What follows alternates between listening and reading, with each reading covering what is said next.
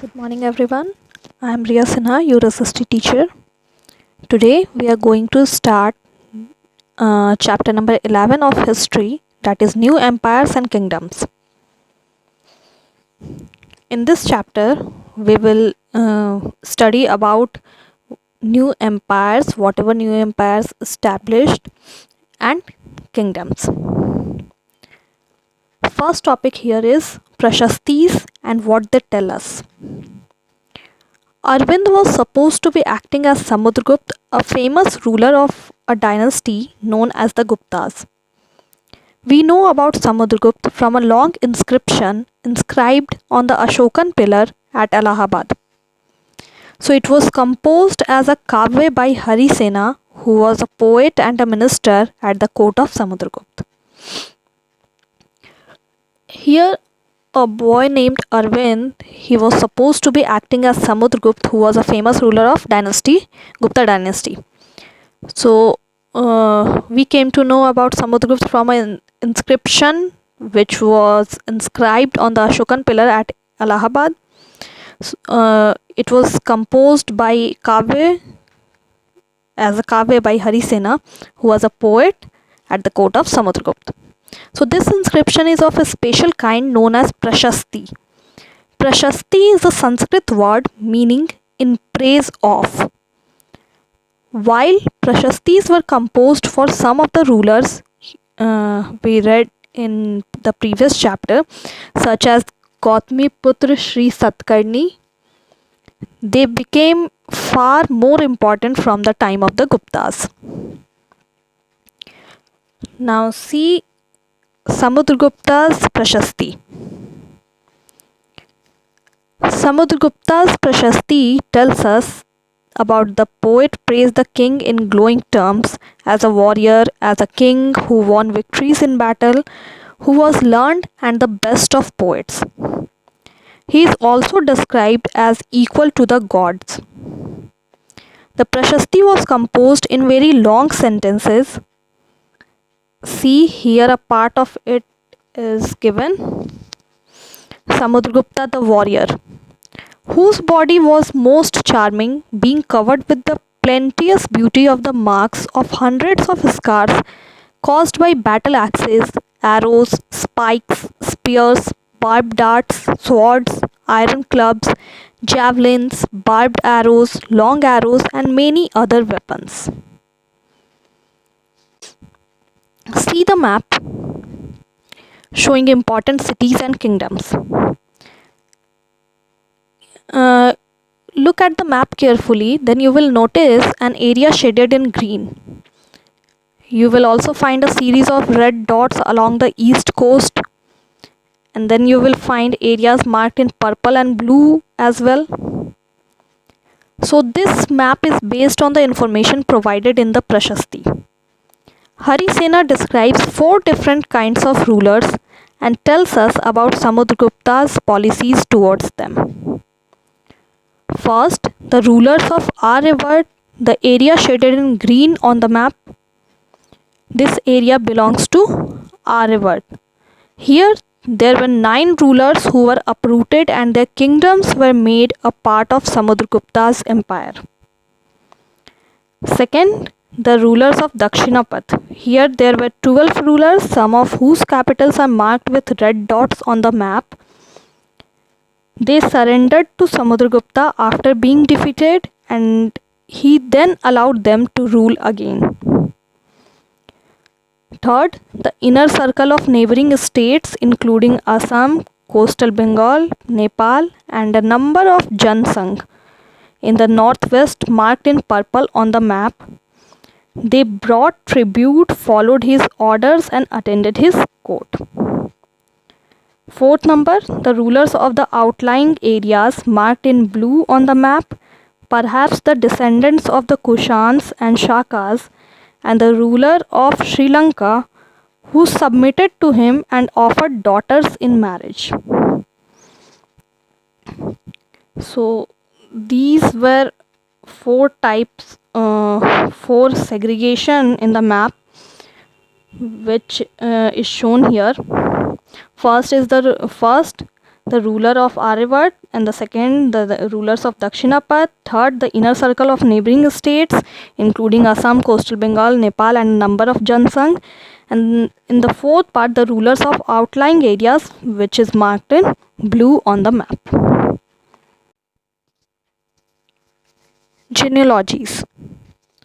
Most Prashastis also mention the ancestors of the ruler. This one mentions Samudragupta's great grandfather, father, and mother. His mother, Kumara Devi, belonged to the Lichavi Jan, while his father Chandragupta was the first ruler of the Gupta dynasty to adopt the grand title of Maharaj Adhiraj, a title that Samudragupta also used. His great grandfather and grandfather are mentioned simply as Maharajas.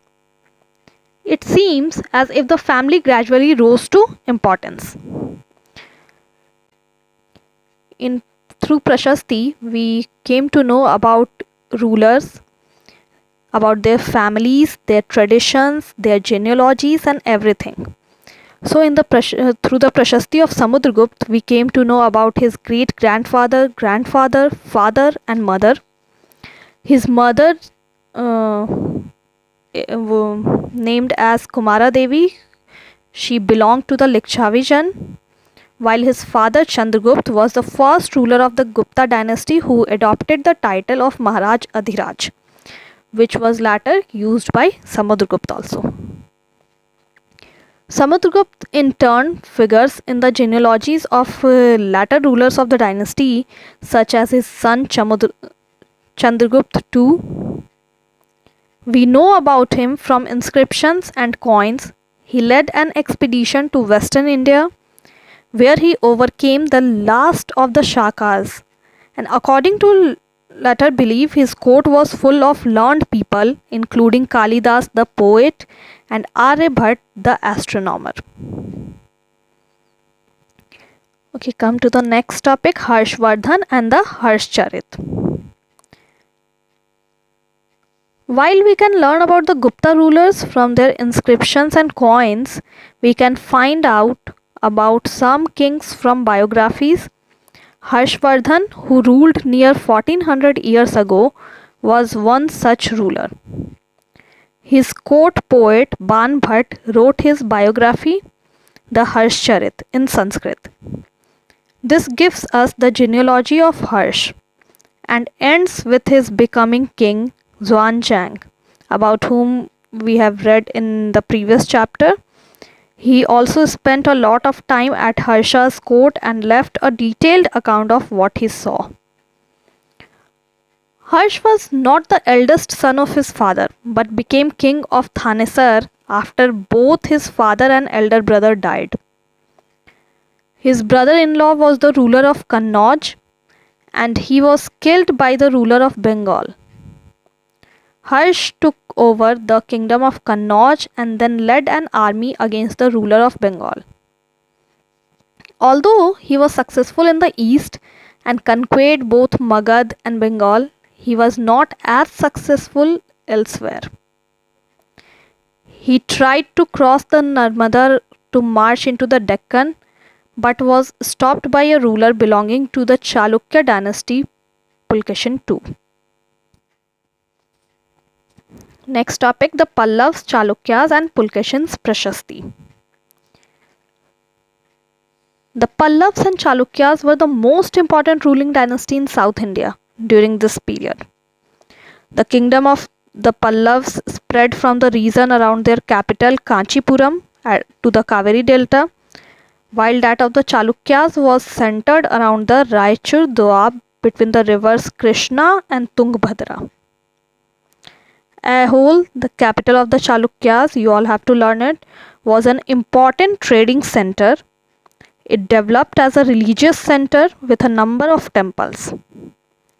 The Pallavas and Chalukyas frequently raided one another's land, especially attacking the capital cities, which were prosperous towns. The best known Chalukya ruler was Pulkeshin II, We know about him from a Prashasti composed by his court poet Ravi Kirti. This Prashasti tells us about his ancestors who are traced back through 4 generations from father to son. Pulkeshin evidently got the kingdom from his uncle. According to Ravi Kirti, he led expeditions along both the west and the east coast. Besides, he checked the advance of Harsh. There is an interesting play of words in the poem. Harsham means happiness. The poet says that after this defeat, Harsh was no longer Harsh.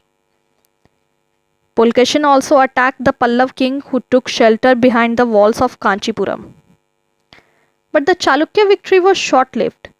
Ultimately, both the Pallavs and the Chalukyas gave way to new rulers belonging to the Rashtrakud and Chola dynasties, about which you all will learn in the next class.